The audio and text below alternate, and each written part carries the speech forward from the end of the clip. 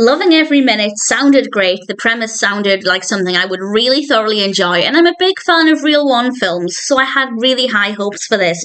But unfortunately, it didn't work very well for two main reasons. This was released in 2023, it's directed by Will Bowes, written by Billy Kirkland, and we have a cast including Jess Brown and Brett Donahue. And this is about Stephanie, who is trying to get ahead in her career, and we also have her love life in focus as well.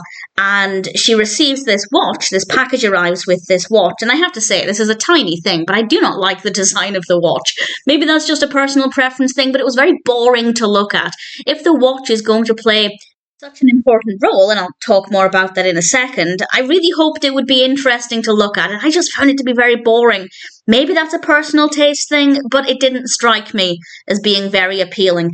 And this watch is magical, because if Stephanie turns the hands back, she can go back in time 5 minutes. And honestly, as a concept, I love it. I absolutely started to think about how beneficial that would be. The film obviously shows that it's not that straightforward and that it can cause problems, and you need to be careful when you use that kind of thing. But it did make me wonder how amazing it would be if you just say something stupid and you have that moment of instant regret, or you wish you had knowledge of something that was about to happen.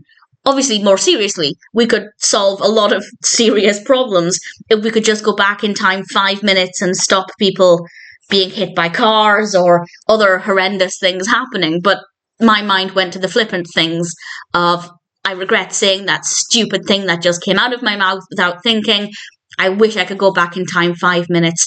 And needless to say, Stephanie does start to explore these things and using the watch to her advantage.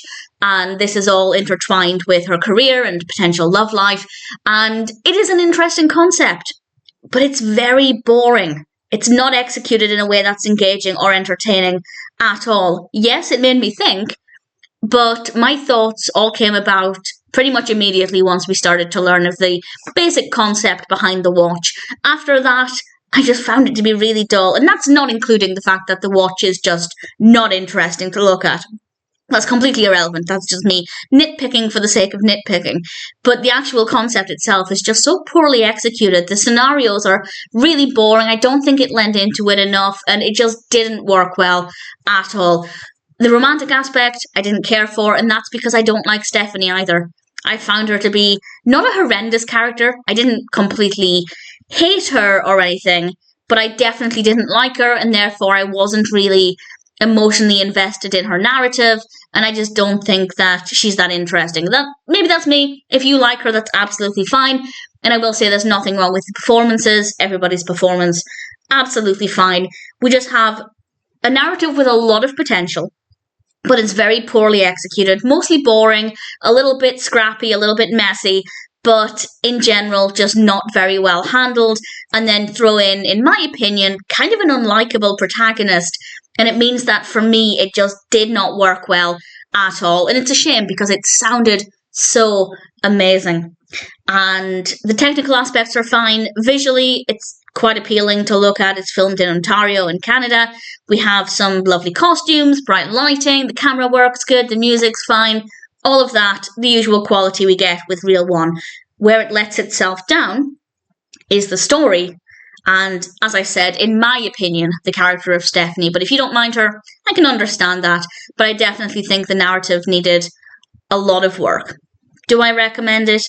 Only if you're generally a really big Real One fan and you want to see what it's like. If you're not that bothered about this kind of film in general, then I'd say you're not missing out on anything if you decide to not watch it.